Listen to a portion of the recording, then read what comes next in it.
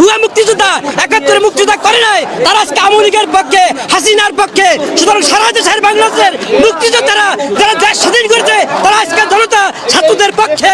এই কথা আমরা বলতে পারি আপনাদেরকে, আমরা হাত দিয়ে গল করে হাত দিয়া।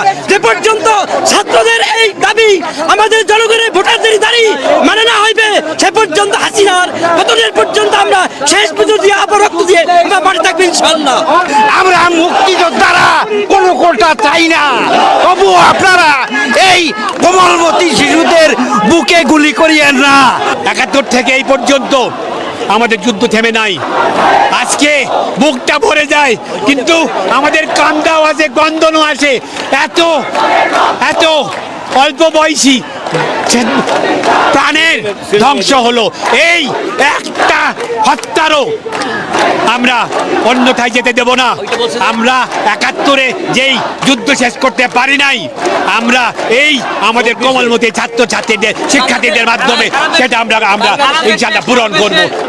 আমরা এই মুহূর্তে ঘোষণা করছি, সারা দেশে যে সমস্ত মুক্তিযোদ্ধারা 71-এর রণাঙ্গনের মুক্তিযোদ্ধারা এখনো বেঁচে আছে, তাদেরকে করজোরে অনুরোধ করব, আপনারা এই কোমলমতি ছাত্রদের পাশে এসে দাঁড়ান।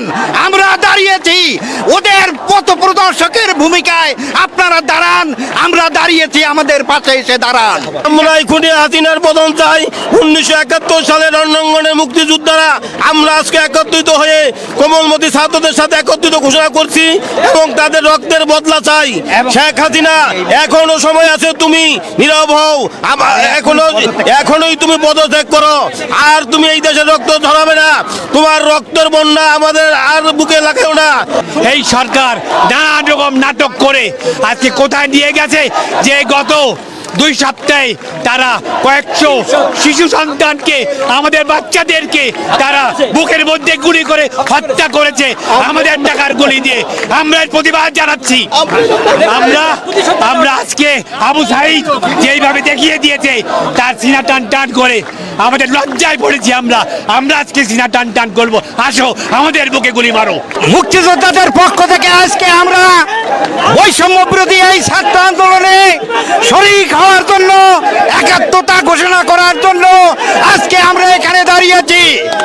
আমরা মনে করি, আমরা সেদিন যুদ্ধে গিয়েছিলাম কোনো কোটা বা সুবিধার জন্য না, আমরা দেশটাকে স্বাধীন করার জন্য সেদিন যুদ্ধে গিয়েছিলাম।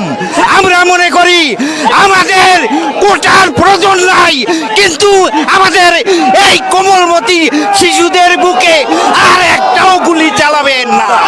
এই আন্দোলনের যারা নেতৃত্ব দিচ্ছে, তাদের ইচ্ছা মতন যতক্ষণ পর্যন্ত সবকিছু না চলবে, ততক্ষণ পর্যন্ত আমরা রাজপথে থাকবো। আমাদের সন্তানরা জীবন দিতে শিখেছে, আর আমাদের কোনো চিন্তা নাই, আমরা আছি তাদের সাথে।